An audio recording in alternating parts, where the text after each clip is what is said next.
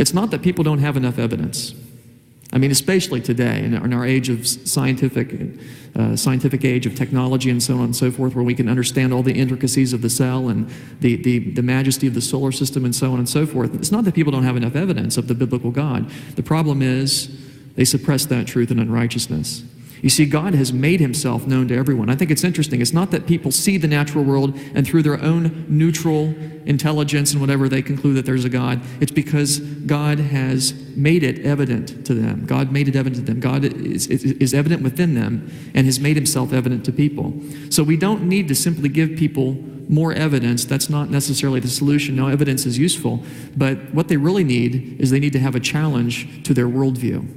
And that's what we want to do. We want to do that internal critique of their worldview, showing that it fails to provide what we call the preconditions of intelligibility, those things that are required in order for our sense experiences and our reasoning to make sense, to be intelligible. So the proof of the Bible or biblical creation is that if it were not true, you couldn't prove anything. Because the Bible alone can account for laws of logic, uniformity of nature, and absolute morality. Those are three of those preconditions of intelligibility that I told you about. And we saw yesterday, I went in and kind of zoomed in on laws of logic, and we saw how laws of logic are a reflection of the biblical God, how he thinks about things. They're a reflection of his thinking, and therefore, if we're gonna know anything, we have to use God's laws of logic. And they are universal in variance and abstract, and that's because God he's universal in the sense that he's omnipresent, he's invariant, he doesn't change with time, and so his thinking is reflected in the laws of logic. And because all knowledge is in God, for example, there can't be any contradictions because God doesn't deny himself. We saw how morality goes back, absolute morality goes back to the God of creation, the God who made us in Genesis, the God who is sovereign over all creation, and therefore the God who has the right to make the rules. If you reject that God, you can just make up your own rules. Why not, right? And we saw that really doesn't work. People can't live by a relative moral code. What I'd like to do today is zoom in on uniformity of nature and talk about that a bit. The evolutionist does believe in those things as well, of course, but the problem is he has no foundation for them rationally within his own worldview. He would have to recognize that the Christian worldview is true in order to make an argument against it, in order for his argument to be cogent. The fact that he uses laws of logic is not relevant, right? It's like the critic of air has to use air in order to argue against air.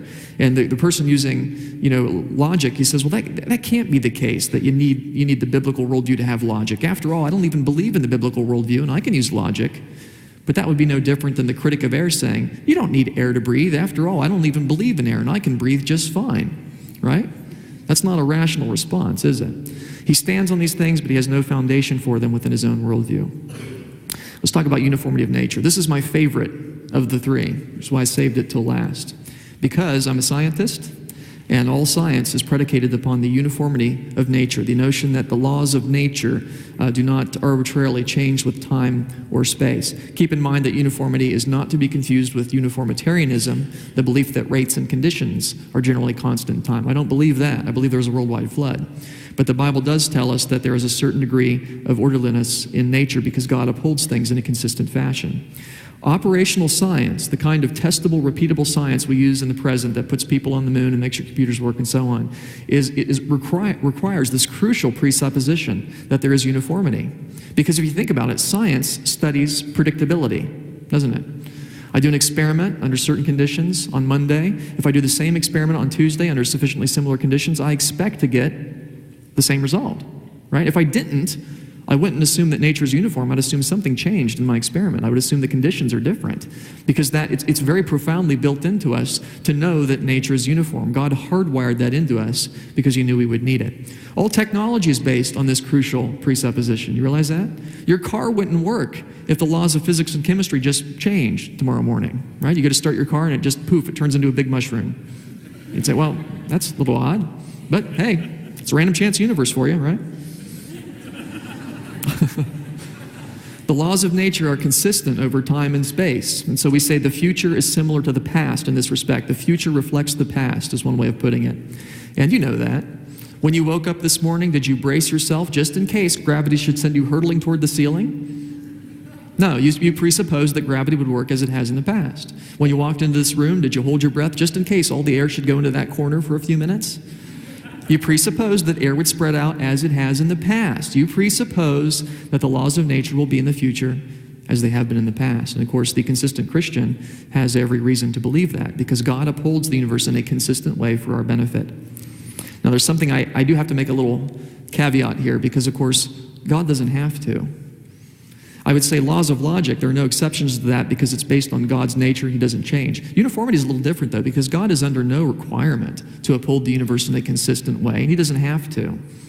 But he does so normally for our benefit. God can do what we might call a supernatural miracle. He can do something that goes above and beyond the laws of nature. And that's fine. It's not a problem for the biblical God. Nonetheless, God upholds the universe in a uniform, law-like fashion most of the time, and he does that for our benefit. In fact, God has promised us a certain degree of uniformity in nature. He does that back in Genesis 8:22. While the earth remains, seed time and harvest, cold and heat, winter and summer, and day and night shall not cease. Here God is promising us that the cycles of nature, the seasons, the day and night cycle, for example, will continue in the future as they have been in the past. That's a promise from God, as long as the earth remains. So until Judgment Day, we can count on the fact that the future will be like the past. God has promised us that. And you might think, well, that's hardly profound. Everybody knows that the future's like the past. But you see, it's because everybody knows it that it's so profound. Because apart from the biblical God, we'd have no reason to believe this. No reason whatsoever. It's only because of God's faithfulness that we can presume that the future will be like the past. You see, an evolutionist has no basis for the uniformity of nature. He must assume it in practice, but he doesn't have any basis for it in principle. And yet, every step you take presupposes the uniformity of nature. An analogy that Dr. Bahnsen once used is that, when you stub your toe, you get up in the middle of the night to get a drink of water, and you stub your toe on something because it's dark and you're fumbling around, you stub your toe, oh, that hurts. Now, the next night when you get up to get a drink of water, you're very careful not to stub your toe again, right? You're going to say, well, this time I'm going to take it extra slow. This time I'm going to turn the lights on. Why? Because you assume that if you stub your toe again, it will hurt again, right? You take that for granted. Well, of course it will. But you see, that makes sense in a Christian worldview. God upholds the universe in a consistent fashion. He's promised us that he will. Yeah, if you stub your toe again, it'll hurt again. But in a random chance universe, why would that be? In a random chance universe, maybe the next time I stub my toe, it'll be the most pleasurable experience of a lifetime, right? I should look forward to that maybe. Or maybe every third time I stub my toe. Who knows? You can't say. No, we take it for granted that the future will be, in certain respects, like the past. You can't live apart from that principle, but only the Bible can account for that principle, only the biblical God. And let's just think about this a little bit. We can't know the future because of the way our brains are wired. We can remember the past, and even there I'm being very generous because I'm granting that your memory is basically reliable, which is also a Christian presupposition. But let's just say, for the sake of argument, we can remember the past, so we know that. We experience the present. Of course, even there I'm being generous because you were presuming that your senses are reliable. But we can't know the future because there's a barrier right here, isn't there? We can't know that. How could we possibly know anything about a future that none of us have experienced? It seems to me there's only one way that that could be possible, and that is by the knowledge of God, who is beyond time, who knows the future. He declares the end from the beginning, from ancient times, things which have not yet passed, according to Isaiah. God alone is beyond time, and he has revealed some things to us. He's revealed some of his knowledge to us in his word. You see, it's only because of the biblical God, the God who in Genesis 8:22 promised us uniformity. It's only because of the biblical God who's beyond time and has told us that the future will be like the past that we can presume that the future will be like the past. That's the only way you can do it. An evolutionist has no reason, therefore, on his own worldview to presuppose that the future will be like the past. And again, I want to give you some of these responses that you might hear from evolutionists that say, oh, well, you don't need the Christian worldview to know that the future will be like the past. Because we all use that principle. We presuppose that we can use past experience as a basis for what is likely to happen in the future. That is uniformity, the principle of uniformity. And some evolutionists will say, oh, no, you don't need that. I mean, everybody knows that. Everybody knows there's uniformity. And to which I might say, yes, but that's not my question. This is the fallacy of irrelevant thesis, for those of you that were in my logic class yesterday. Everybody knows is true, but it's irrelevant. My question is, why is there any uniformity? And for that matter, how do you know about it? In an evolutionary worldview, how can you know that the future will be like the past? This is not an answer, is it? Not an answer at all. Well, the inherent properties of matter just cause it to behave in a uniform way. That was the response that Gordon Stein gave in the famous Bonson-Stein debate. He says, well, that's just the way nature is. Matter is such that it behaves in this uniform, consistent fashion. And of course, that's not an answer either. We don't really know what the inherent properties of matter are. intrinsically. All we know is what our experiences of matter have been like. But really, what he's saying here is, well, that's just the way it is. That's the way the universe is. But that's not an answer. I mean, if we're gonna debate this way, I'll say, well, creation's true then, and that's just the way it is. I don't really need a reason. That's just the way it is. That's an arbitrary response, isn't it? That's not really an answer at all. But one of the most common answers you'll get when you ask an evolutionist, why is it on your worldview you think you can use past experience as a basis for what's likely to happen in the future? Why does the future reflect the past?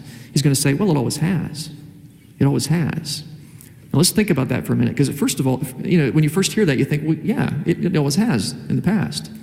But you see, that's irrelevant to the future unless you already knew that the future was like the past. So this answer actually commits the fallacy of circular reasoning, begging the question. It's a circular argument.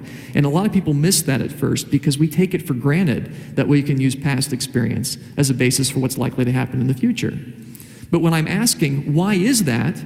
When you say, well, because it's always been that way and therefore always will be, you're assuming the very thing that you're trying to prove. You see, so that's begging the question. And it takes a while for people to get that.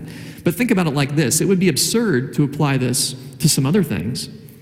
I could say, well, I'm immortal. I'm never going to die. Well, Dr. Lyle, what makes you think you're never going to die? Well, I've never died before, right?